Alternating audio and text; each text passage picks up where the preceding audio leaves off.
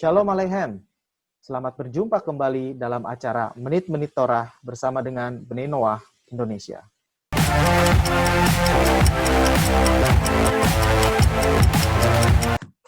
Oke, kita lanjut.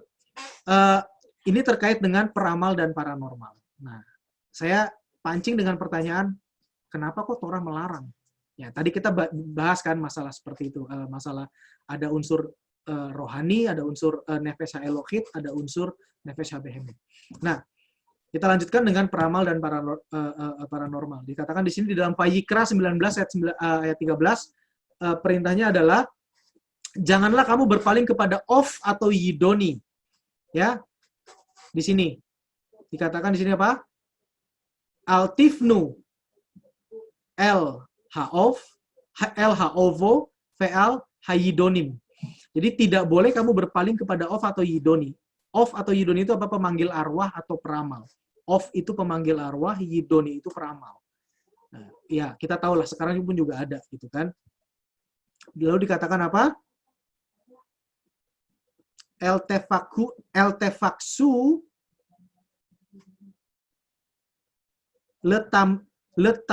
letamah. Lalu dikatakan sehingga kamu menjadi cemar karenanya. Ya, dikatakan di sini apa?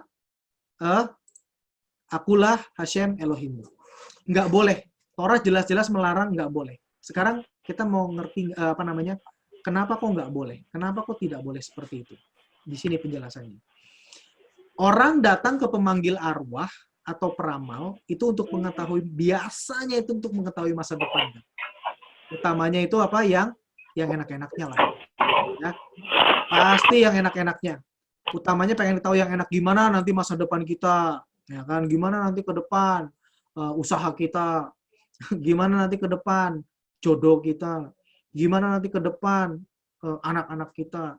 Nah, rata-rata kan gitu ya kira-kiranya. Nah, orang juga kebanyakan juga berpikir bahwa jika peramal atau pemanggil arwah dan sejenisnya itu dilarang, maka Tuhan punya cara legal yaitu melalui pemimpin atau pemuka agama. Nah, di sini jadi another seperti jalur putihnya gitu. Dan bahkan beranggapan bahwa makin bisa tahu masa depan, makin berkenan kepada Tuhan. Wah, dia itu benar-benar dipakai Tuhan loh. Dia bisa tahu loh. Dia bisa ngomong ke saya semua ini apa dengan dalam tanda petik lu buat loh kepada saya.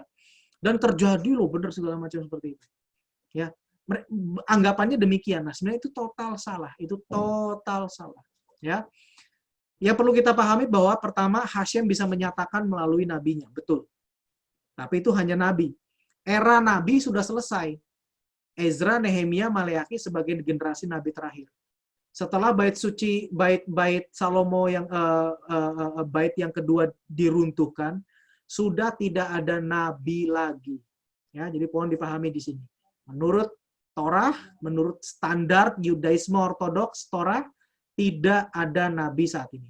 Maka dari itu rabi-rabi yang mana kita belajar saat ini seperti Rabbi Tovia Singer, Moshe Peret, semua yang kita belajar, tidak ada dari mereka yang berkata aku nabi, nggak ada. Karena era nabi sudah selesai. Nanti akan ada lagi ketika Masiyah dinyatakan. Entah kapan. Harapannya dalam waktu dekat selagi kita masih hidup, Be'ezrat Hashem. Ya, tapi yang jelas saat ini, detik ini sampai nanti Masiyah dinyatakan tidak ada nabi. Maka kalau yang mengaku nabi udah nggak usah dianggap gitu loh. Ya. Jadi itu pemahamannya. Jadi itu juga jadi spesial gitu. Ketika Hashem menyatakan sesuatu itu pun juga bisa menyatakan masa depan apa segala macam seperti kita baca di kitab para nabi. Yaitu hanya diberikan kepada para nabi gitu dan tidak kepada semua orang gitu, ya. Nah, sekarang pasti ada alasannya kenapa Hashem tidak mengizinkan kita untuk tahu masa depan. Sebetulnya ini problemnya ini adalah karena kita mengetahui masa depan. Apa masalahnya kita mengetahui masa depan? Pikiran orang yang umum, yang biasa, ya bagus dong. Kita tahu masa depan, jadi kita kan ngerti bahwa jadi kita bisa semakin semakin yakin dengan Tuhan, semakin bisa taat dengan Tuhan, semakin bisa sungguh-sungguh dengan Tuhan. Itu pikiran manusia. Padahal sebetulnya nggak seperti itu. Nanti saya akan beri contoh. Orang yang ngerti, bahkan orang yang seorang yang yang luar biasa dengan Torah, itu bisa kepleset hanya gara-gara dia tahu masa depan. Nanti saya jelaskan. Oke. Ya. Saya beri teaser sedikit tentang batu yang balancing seperti ini. Kondisi dunia tempat di mana kita hidup ini ya, manusia hidup ini, itu sudah dibuat oleh Hashem itu seimbang. Balance. Artinya apa? Agar free will bisa berjalan dengan bebas. Ya. Jadi ini harus kita jaga, dan ini yang sengaja Hashem akan selalu jagai di dalam kehidupan kita pribadi demi pribadi. Ya, Neshama sebelum masuk ke dalam tubuh itu mengetahui sebuah kebenaran. Maaf, ini ada kelebihan G. Mengetahui semua kebenaran. Dia tahu segala sesuatu. Nah, tapi ketika ketika masuk ke dalam tubuh manusia, Hashem sengaja buat dia tidak ingat apa-apa. Agar manusia dengan free will-nya bisa memutuskan. Ini pengajaran para rabi. Ini pengajaran Torah. Dia Neshama itu bahkan sebelum masuk ke dalam tubuh bayi, ya ketika dikandung oleh wanita, itu dia ngerti Torah. Dia tahu segala macam Torah, kebenaran segala macam.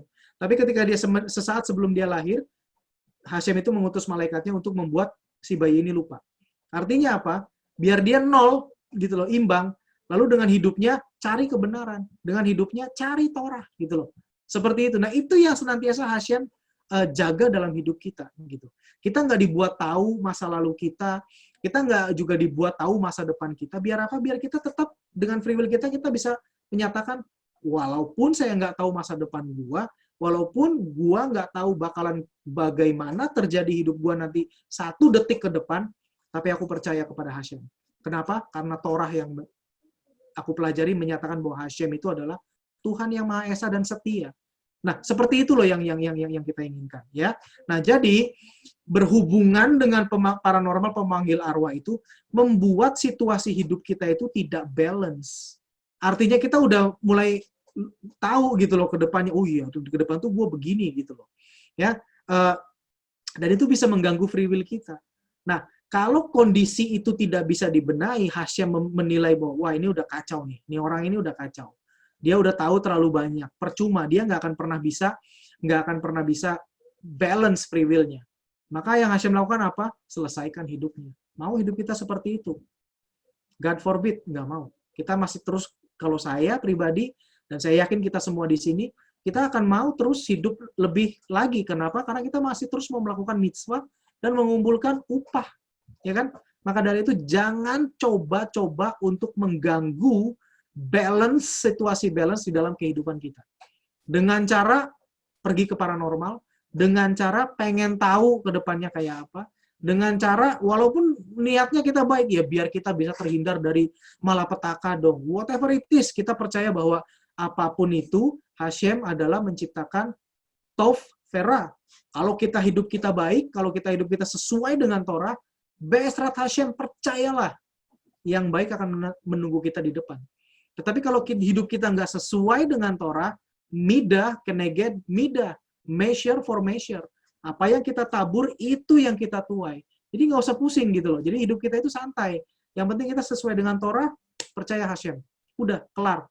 Nggak usah pusing, ke depan bagaimana, ini bagaimana. Trust. Total trust. Bitahon. Ya.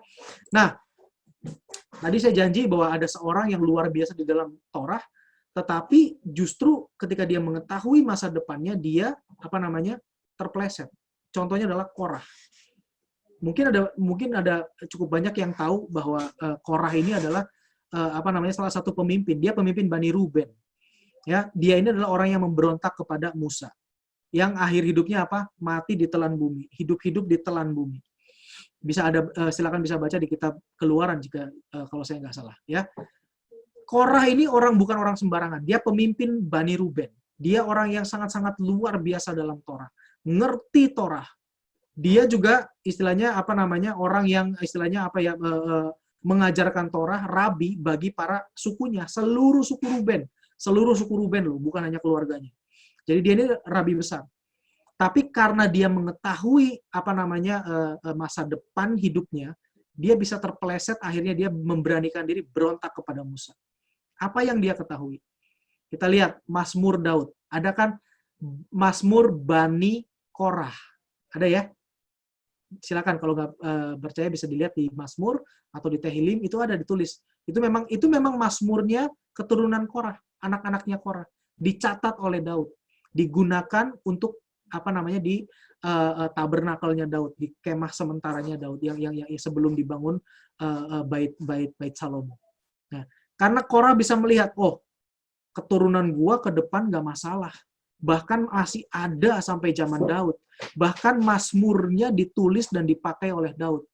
Maka apa yang akan aku lakukan ini pasti bisa. Aku pasti akan selamat. Itu yang menjadi landasan Torah untuk memotivasi dirinya melawan Musa.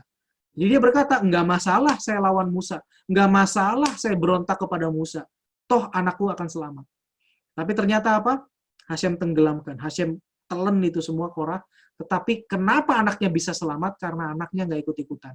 Nah itulah makanya dikatakan bahwa masing-masing menanggung perbuatannya sendiri. Nggak ada yang bisa berkata bahwa, oh, karena bapakmu salah, maka kamu juga ikut salah. Hashem nggak begitu. Ya, itu makanya. Jadi orang yang sudah paham dengan Torah aja bisa kepleset. Karena dia simple, cuma pengetahuan kecil di masa depannya. Langsung hidupnya itu nggak imbang, dan langsung akhirnya dia bisa menjustifikasi dan dia bisa mencari pembenaran akan pemberontakannya kepada Musa. Mengerikan sekali. Jadi jangan main-main, ya. Jangan main-main. Saya peringatkan, jangan sekali-kali pengen dan coba-coba pengen tahu lah apa segala macam. No. Hati-hati. Kita nggak akan pernah tahu kapan Hashem berkata cukup. Kalau kayak Korah seperti itu, begitu tahu sedikit begitu aja langsung ditelan bumi, mau apa kita? Nggak ada kesempatan untuk bisa bertobat lagi. Tapi demi kasih Tuhan, demi Hashem saat ini, saya ingatkan kepada kita, please don't, jangan lakukan. Ya, nanya-nanya begituan, enggak. Karena itu justru akan membahayakan kehidupan kita. Enjoy hidup dengan Torah. Ya, lanjut.